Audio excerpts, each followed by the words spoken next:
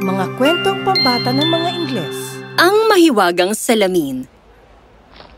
Noong unang panahon, sa isang napakagandang lugar sa Granada, maririnig ang mga taong abala sa usapan. Hay, napakalungkot na pangyayari. Makisig na lalaki pa naman. Pero walang asawa. Oh, talaga? Kailan ba siya pipilit ng mapapangasawa? Wala bang karapat-dapat na dalaga dito sa Granada? Hay, nako. Ano bang gusto niya? Manatiling mag-isa sa buhay? Hindi! Ano ba? Pwede ba? Huwag kayong magsalita ng ganyan. Karapat-dapat siyang mag-asawa at magkaroon tayo ng reyna. Mga kasama, ipanalangin na lang natin ang ating hari. Makahanap na sana siya na mapapang-asawa niya. Hay! Alam nating mapagmahal ang ating hari. Hinihintay lang niya siguro ang tamang dalaga para sa kanya. Pero sino nga ba talaga ang nararapat para sa ating hari? Yun nga ang katanungang bumabagabag sa lahat ng mga taga roon sa Granada. Mahal na hari, magiging mapalad ang kahit sino mang babaeng mapapangasawa mo. Hindi naman babaeng mapalad ang gusto ko. Magiging reyna ng Granada ang babaeng dapat kong mapangasawa. Kaya dapat matapang siya at may paninindigan. Yun bang may malasakit sa iba katulad ng pagmamahal sa kanyang sarili at sa buong kaharian? Dapat may mabuting kalooban at mapagpatawad siya. Pero kamahalan, paano ba natin mahanap ang babaeng may ganyang katangian? Yun nga ang problema ko. Pipiliin kong pakasalan at gawing reyna ang isang babaeng hindi masama ang puso. Humingi na lang po kaya tayo ng kasulatang medical sa kanya. Ha? Duncan, hindi naman literal ang sinasabi ko. Ang ibig kong sabihin, isang babaeng may mabuting kalooban. Sabi ko nga po Naku kailangan po yata natin ng mahikang makakatulong sa atin. Naguluhan ng husto ang hari. Naku kailangan po yata natin ng mahikang makakatulong sa atin. Nang makapagdesisyon siya, agad niyang ipinatawag ang pinagkakatiwalaan niyang barberong si Emilio kinabukasan. Emilio, kailangan ko ang tulong mo. Ha?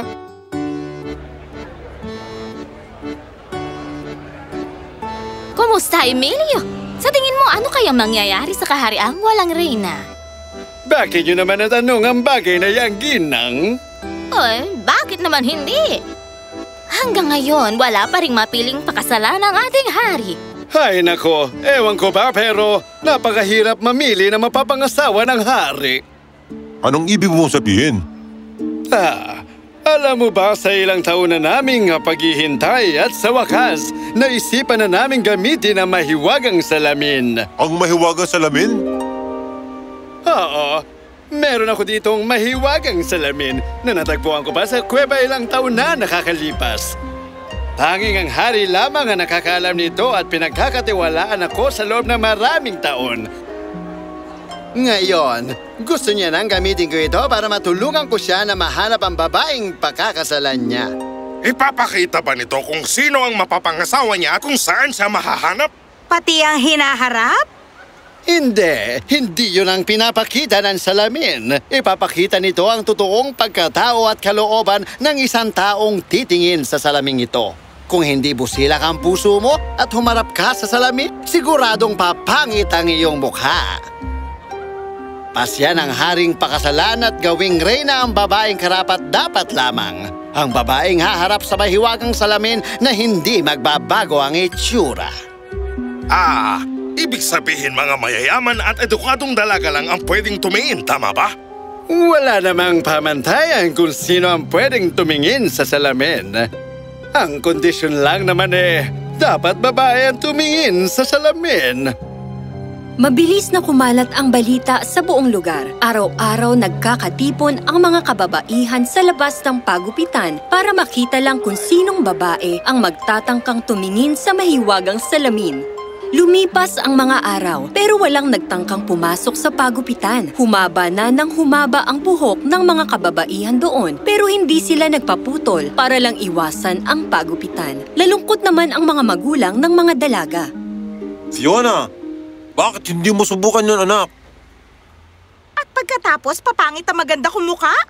Hindi pwede yon, Ama! Ibig mo bang sabihin hindi malinis ang puso mo, Iha, anak? Hindi. Ibig ko sabihin, oo. Ay, naku, Ama. Nakapagdesisyon na po ako na hindi na ako magpapakasal. Ano? Tama po kayo. Dito na po ako titira habang buhay. Mahal ko po kayo, Ama. Hindi lamang si Fiona ang nagdesisyon at nangakong hindi na magpapakasal kahit kailan. Ang mga kababaihan ng Granada na mas nanaisin pang manatili na lang na wala silang asawa kaysa harapin ang hamon ng salamin. Dahil sa takot ng mga kababaihan, hindi na rin sila tumitingin maging sa mga ordinaryong salamin din. Hindi pa natatapos doon ang takot nila. Hindi na rin gumagamit ng kutsara ang ilan sa mga kababaihan para lang hindi na nila makita ang refleksyon nila. Siguro magkakamay na lang ako sa pagkain. Pero Ginang, bihon po ito! Oh, ayos lang yan. Mas gusto ko ang kumain ng bihon ng nakakamay. Tingnan mo. Dahil walang nangahas na babaeng pumunta sa pagupitan, mga kalalakihan na lang ang nagugupitan ng barbero. Kamusta? Wala pa rin bang babaeng humaharap sa mahiwagang salamin na yan? Wala pa, Ginoo. Seryoso ba to? Hindi na ba talaga ako makakapag-asawa? Ano? Bakit hindi ka pa kinakasal? Kasi, maski ako gusto kong magpakasal sa perpektong babae.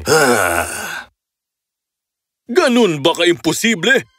Mahirap bang hanapin ang mga katangiang ito? Hindi na ba ako makakapag-asawa? Ay, kamahalan.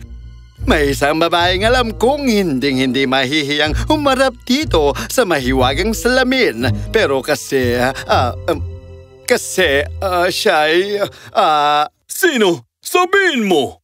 Isa siyang pastol. Emilio, naihibang ka na ba? Isang magpapastol ang magiging reyna ng Granada? Hindi yan maaari. Bakit hindi maaaring maging reyna ang isang pastol? Kung nasa kanya ang katangian ng pagiging isang reyna, wala na akong pakialam kung ano man ang katayuan niya o galing man siya sa pamilya ng mga pastol. Alalahanin mo, Duncan, hindi na susukat sa taas ng estado ng buhay ang pagiging tunay na pinuno. Emilio, hanapin mo siya at dalhin mo siya sa akin ngayon din! Dumating na nga ang araw na dinala ang magpapastol sa palasyo na siyang pinakahihintay ng lahat. Kumalat ang balita sa mga taga roon at nagtipon-tipon sila sa labas ng palasyo. Lahat sila ay may kanya-kanyang usapan.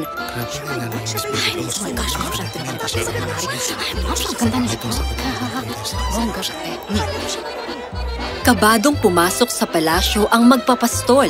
Nagulat at natakot siya sa dami ng taong nagtipon sa loob ng palasyo. Pakiusap, huwag kang mabahala, Binibini. Sabihin mo, hindi ka ba nababahalang humarap sa mahiwagang salaming ito? Alam mo ba kung anong nagagawa nito? Kung meron kang mga kasalanang nagawa sa iyong nakaraan at hindi busilak ang iyong puso, papangit ang iyong imahe doon sa salamin. Naiintindihan ko po, kamahalan. Pero naniniwala ako na bahagi lang ng pagiging tao ang makagawa ng kasalanan. Lahat tayo nagkakamali. Sigurado pong marami na akong nagawang kasalanan at mga maling desisyon sa buhay ko noon. Pero natututo po ako sa mga pagkakamali ko. Marami po ako natututunang aral.